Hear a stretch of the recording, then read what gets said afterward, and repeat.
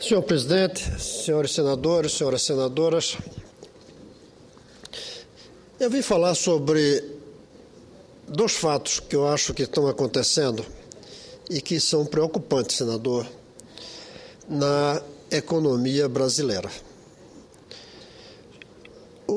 Todos nós vimos, senador Figueiredo, notícias nesses 2 dias de que, no caso de um leilão de uma estrada, não apareceu nenhum interessado.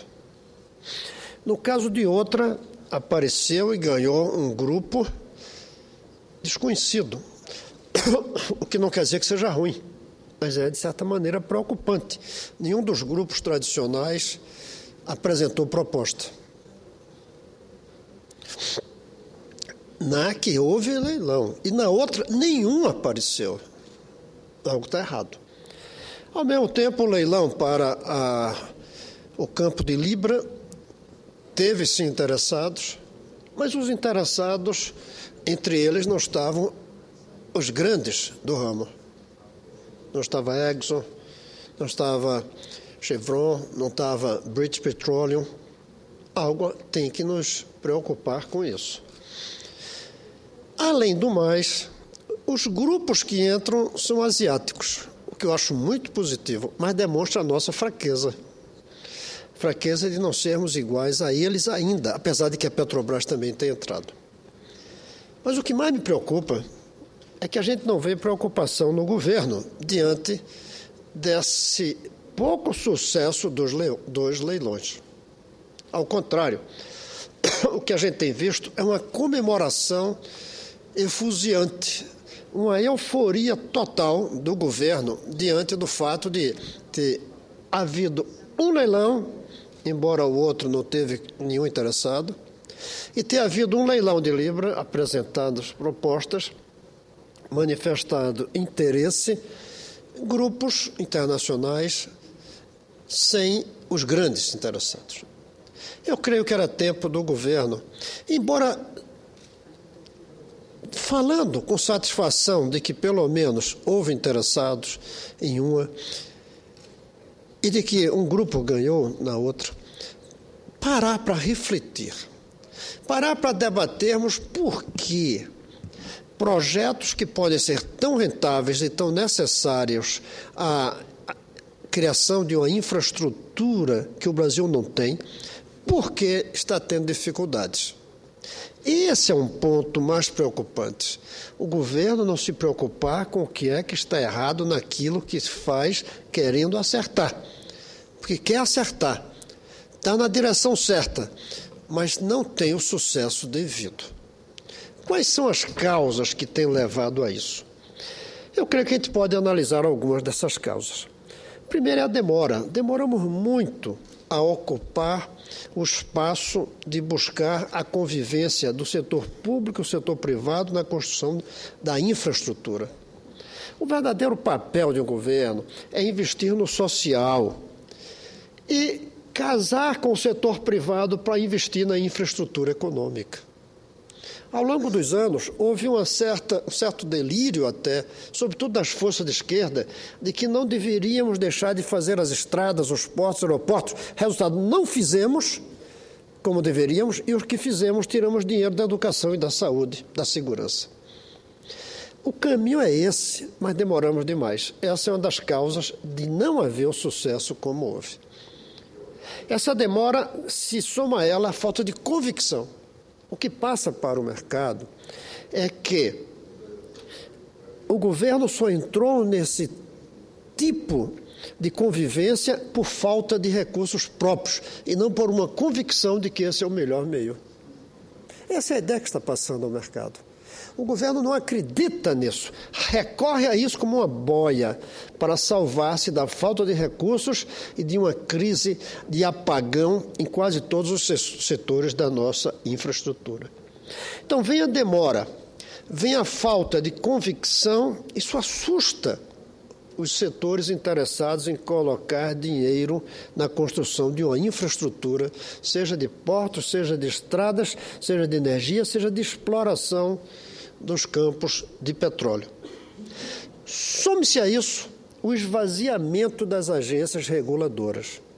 Porque o que dá tranquilidade ao investidor que busca um investimento de longo prazo, 20, 30 anos, é saber que há agências reguladoras que não estão dependentes do governo, do partido no poder.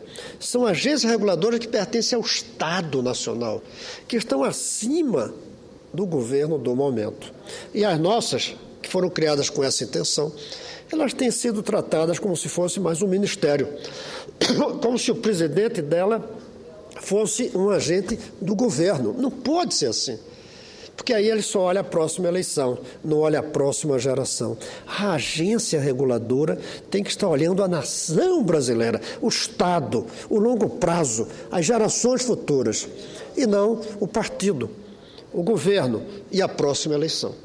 Nossas agências estão esvaziadas desse papel fundamental de pensar o longo prazo, de regular acima do governo. Senão a gente não precisava de agência reguladora, bastava o Ministério. Some-se a isso o fato de que o Brasil tem demonstrado, o governo atual, o uso do que se tem chamado de químicas fiscais, de manipulações, essa é a palavra que se usava antigamente, de criatividade contábil, como se passou a chamar, de uma maneira mais elegante, mas menos substancial. Essa ideia de usar as manipulações de dados, a contabilidade fiscal, que faz com que o governo coloque dinheiro no BNDES, e o BNDES dá um lucro que ainda não houve ainda, de tal maneira que aumenta a ideia de um superávit. Isso gera uma desconfiança. Isso faz e afasta investidores. Essa é uma realidade que a gente tem tido. Por outro lado, o descontrole em alguns empréstimos também leva a essa crise de confiança. Os jornais de hoje mostram que uma das empresas do senhor Eike Batista já comunicou que não vai pagar uma dívida de 1 bilhão com o BNDES agora. Pede um ano. É óbvio que ninguém sabe daqui a um ano se isso será pago.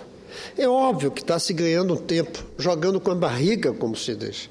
E olhe que alguns falam que não é 1 bilhão o débito do grupo Eike Batista com o BNDES, que poderia chegar até a 10,5 bilhões de reais. E quando esteve aqui o presidente do BNDES, eu lhe fiz perguntas por escrito, mandamos para ele através do presidente da Comissão de Economia, o senador Lindbergh, e não tive respostas. Não vieram respostas. Essa contabilidade criativa, somada ao descontrole como os órgãos públicos são usados e o controle como as agências reguladoras são usadas, gera uma desconfiança. E com a desconfiança, não vamos ter a capacidade de casar bem o setor público e privado, porque o setor privado fica com medo que quando mude o governo mudará tudo.